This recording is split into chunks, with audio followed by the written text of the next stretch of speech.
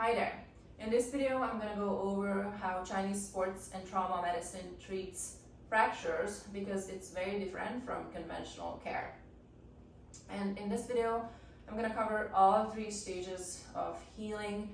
So from the moment of fracture through knitting phase when new bone is being formed to bone remodeling to complete healing, and explain how acupuncture and manual therapy aid healing, what herbs and foods should be eaten and avoided, what exercises should be done and avoided, and whether to use heat or ice. And just to be clear, I'm going to talk about fractures in adults due to accidents.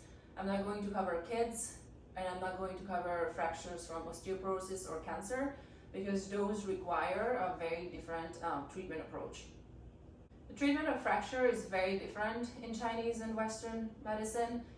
In the West, the standard is that if you suspect that you have a fracture, you go see a doctor, you get an x-ray. If the fracture is confirmed, you are put in usually a hard cast, and the fracture is kept immobile to ensure fast and safe recovery.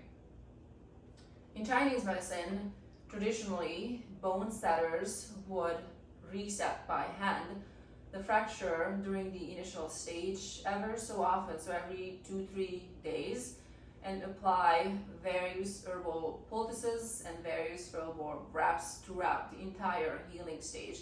So the fracture, the broken bone, is usually kept in a soft cast that allows these poultices wraps to be applied. Also, what is different is that herbs are considered the primary option, not a secondary alternative, and various herbal formulas are applied and taken during the healing of any injury, not only just fractures. But I only know just actually a handful of bone setters, and I'm pretty sure that they wouldn't treat a fracture this way. They would just send you to the hospital for liability purposes. So you may think that this video doesn't pertain any useful information, but I suggest continue listening and just use a modality that benefits your own healing.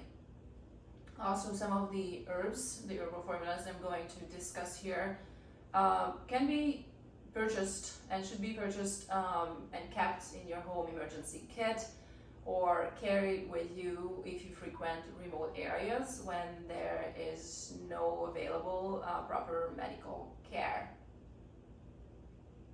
That wasn't English.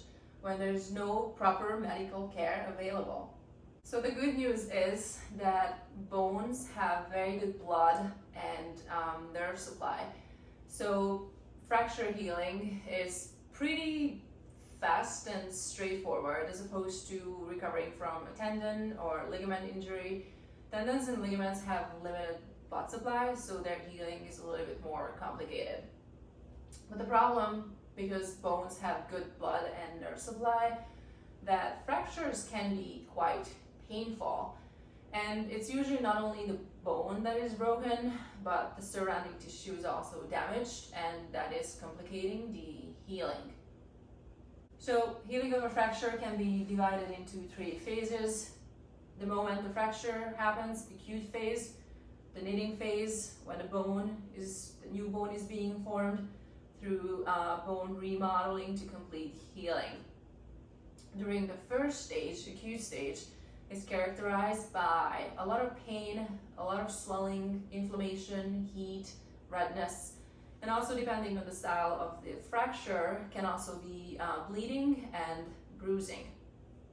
So the goals for the first stage is to reduce discomfort while aiding healing. If the bone penetrates the skin, there will be also a risk of infection. So to reduce the risk of infection, go to the emergency room. However, if you are in a remote area and there's no hospital nearby, just know that Chinese medicine employs a variety of herbal substances that can reduce the risk of infection. So stop infection other herbs to stop bleeding, to reduce swelling, to reduce inflammation, reduce pain, while aiding tissue regeneration. I've spoken about this in a separate video, Battlefield Medicine, Herbs That Stop Bleeding. So you may want to watch that video after watching this one. But one of the many herbs that have stopping bleeding properties and also reducing infection properties is sanqi or pseudo ginseng. And sanqi can be used by itself, applied externally, and also taken internally, or can it be added to other larger formulas with other herbs that stop bleeding, stop swelling, stop pain, while aiding tissue regeneration. And one of the formulas that I carry with myself, I used to carry it with me on my extensive bike rides, I carry it with me on hiking and camping trips, but also living in New York City, I have it in my purse. Never know when you need to have access to medicine that can save your life. So it's Yunnan Baiyao. One of the ingredients, one of the herbs in this formula is sanqi. Additional herbs are added for bleeding, for swelling, for pain. And I suggest having this or other form of stopping bleeding, stopping infection formula with you if you frequent areas that where medical hospital, medical office, I can't speak today, sorry, is not available. Okay, so if the bone didn't penetrate the skin, blood stasis pill is what we take internally during the acute phase of recovery. This can be taken for sprains, strains, also for fractures, and the herbs in this formula is to reduce swelling, reduce pain, reduce inflammation, while promoting blood circulation. So the blood usually rushes to the injury site, in this case the site of the fracture, and that is the body's natural response to an injury, and that is important, and that is how the body heals. However, blood can congeal and swelling can accumulate. That can also cause delaying the healing, that can also delay the healing, and that also can cause pain. So blood stasis pill contain herbs that what we call in Chinese medicine are blood movers, so prevent stagnation and prevent stasis. This formula can be taken during the first stage of healing. Later stages, we switch to a different formula that's appropriate for that stage. Externally, instead of ice, because in Chinese medicine we don't use ice. Ice is very widely used in Western medicine. I think it's because there's nothing better available, but in Chinese medicine, cold justifiable during the first stage of healing when there's a lot of heat happening in the body. But as healing progresses, cold is no longer justified. Cold is actually thought to be delaying the healing. Chinese medicine is about balance. So if something is cold, we want to warm it up by using warming herbs, consuming warming foods, or by using moxibustion. If something is too hot, we want to cool it down. So by using cold, cooling herbs, externally, internally, also ingesting cooling foods. So think raw foods, raw fruits, raw vegetables like a cucumber, for example, is very cold and cooling, or watermelon. And if something is really dry, we using herbs that are more moisturizing, ingesting foods that are more moisturizing. So for example, pear is very good for someone who is always dry, has dry skin, dry nails, dry hair. Back to the recovery. So during the first stage, a lot of heat, we're using cold and cooling. But as healing progresses, during the second and third stage, we switch to either herbs and foods that are neutral or warming, because we believe that later stages require warmth. We believe that circulation and warmth is important for an injury if we want it to properly heal. But so back to Herbal Ice. So this is a poultice, a muddy paste that can be applied as a poultice or wrap, can be kept on for 24 to 48 hours, and only can be applied to an intact skin. And it is to reduce swelling, to reduce pain, and to reduce heat and inflammation. If the injury is characterized by more bruising as opposed to swelling and heat, instead of Herbal Ice, we use stage 1 trauma ointment. This is also a muddy poultice, can be applied and kept on for 24 to 48 hours, again only on intact skin. And the herbs in this formula are not as cold. Herbal Ice is very cold herbs in it, cooling herbs. Trauma ointment consists of herbs that have more of blood moving properties to break up the bruise, to break up the stagnation, and to restore healthy blood flow to the injury site. Since I'm talking about herbs, I'm just going to finish the herbs and then move on to acupuncture, manual therapy, exercise, and diet.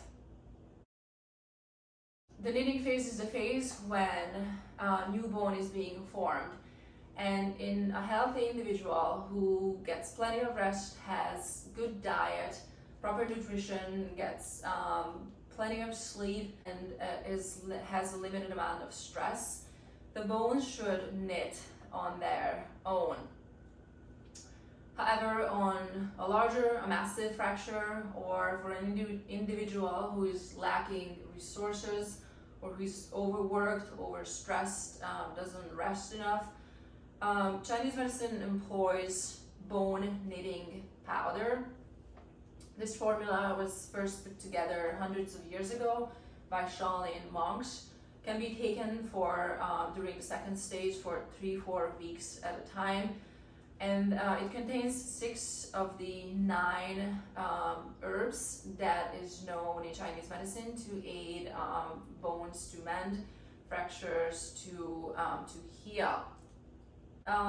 Fractures that are not in a cast, instead of using Herbal Ice or stage 1 trauma ointment, because those are not appropriate for the second stage, we would switch to Trauma Liniment. This is an alcohol-based formula. The herbs in it are more neutral and more warming as opposed to a very cold herbs in San Juan Sun in Herbal Ice. You probably are in a hard cast, so this doesn't apply in the Western world, but that is what Chinese medicine would use during the second stage of healing.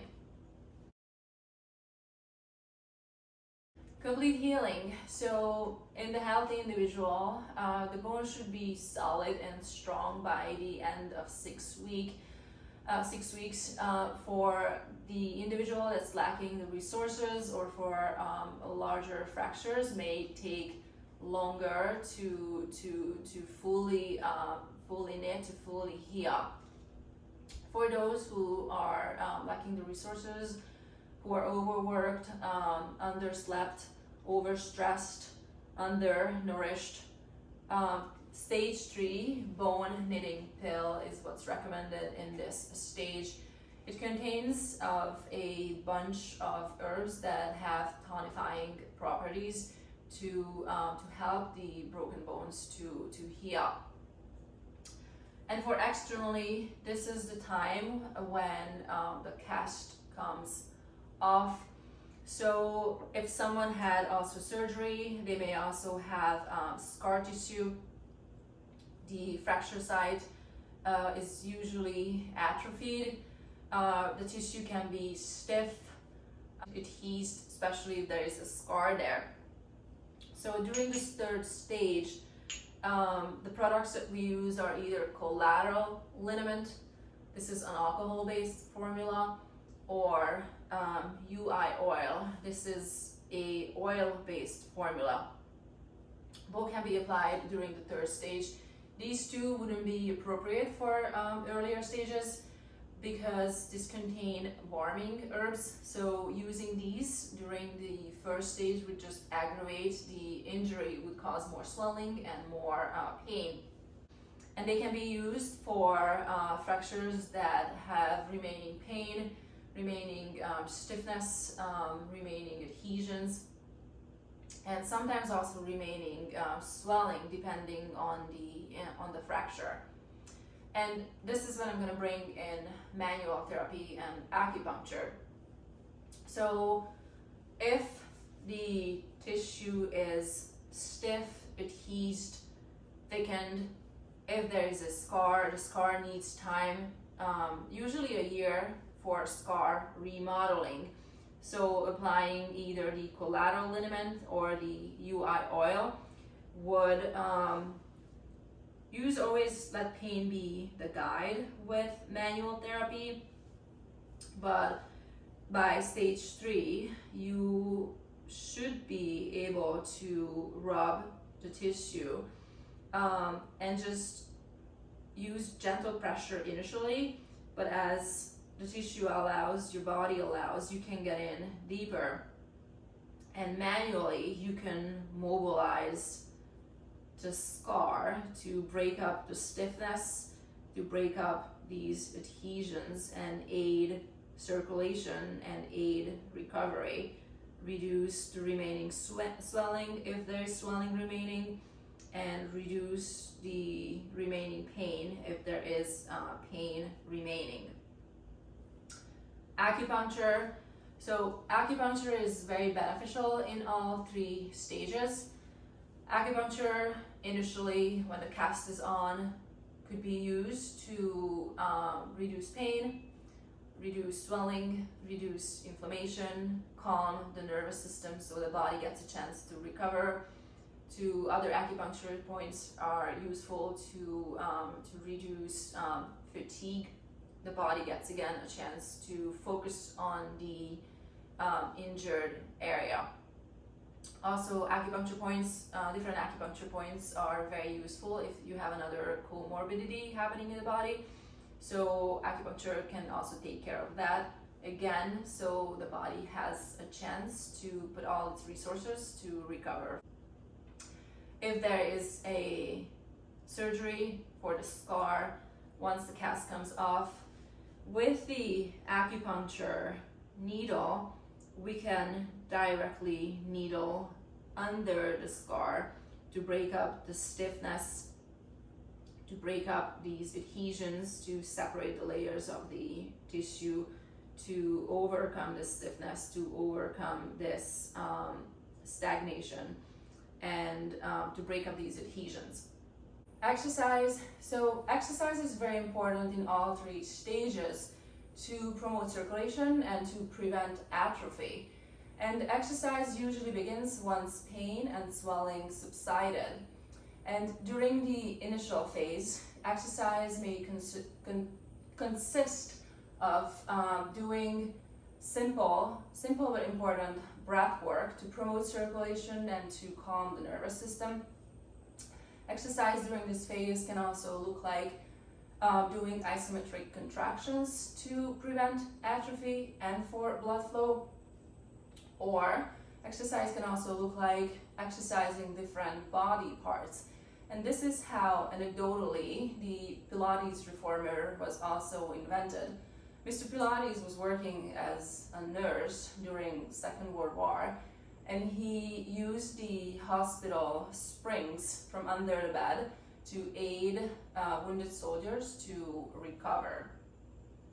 Later stages, as healing progresses, exercise progresses to restoring loss of mobility by doing mobility work, and restoring loss of strength by doing strengthening work. And as again healing progresses, exercise should progress to full body exercises, full body mobility and full body strength, because the body moves as a single unit, and limitation in one area sooner or later will show up as an injury in other parts, various other parts of the body. Diet. So during the recovery phase of any injury, not only fractures, the body is trying to send all its resources to that injured body part to help the body to recover. So during recovery phase, we should choose simple warming meals. So think simple soups, simple stews, simple rice dishes, and avoid anything that is taxing the digestive system. Anything cold, so iced drinks, ice cream, and also cold foods, cooling foods such as raw fruits, raw vegetables, sandwiches, salads should be avoided. They are okay for some constitutions, but in general, in Chinese medicine, we believe that the raw fruit diet, it's really depleting majority of the people who consume them, and majority of people should avoid consuming cold and cooling foods because they really just tax the digestive system. The body needs to break down these foods, so the body needs to warm these foods up, and that is taking away resources from that could be used for other things, in this case for the injured body part. Also, during the recovery phase, we suggest avoiding consuming too many sour foods. So oranges, grapefruits, orange juice in the morning should be avoided during the recovery phase, because we believe that sour foods constrict and can cause stagnation.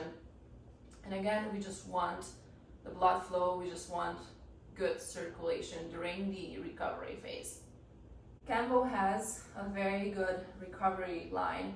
Meridian Soup Remedies, the line is called. They have various bundled herbs for improving hair, improving sleep, improving joint health, but they also have one for bone and tendon healing. So this is a bunch of herbs that can be added to when you're making bone broth. Bone broth is actually very good during the recovery phase of any injury, or anytime you feel that your body is ill or your body is depleted. So the way to make this, you put this packet of herbs with the bones, and then you cook it together, and again, it's very beneficial for fracture healing, and it's also very beneficial for other tendon and ligament injuries throughout the entire recovery phase, during all 3 stages. And that's all I know from fractures. Thank you.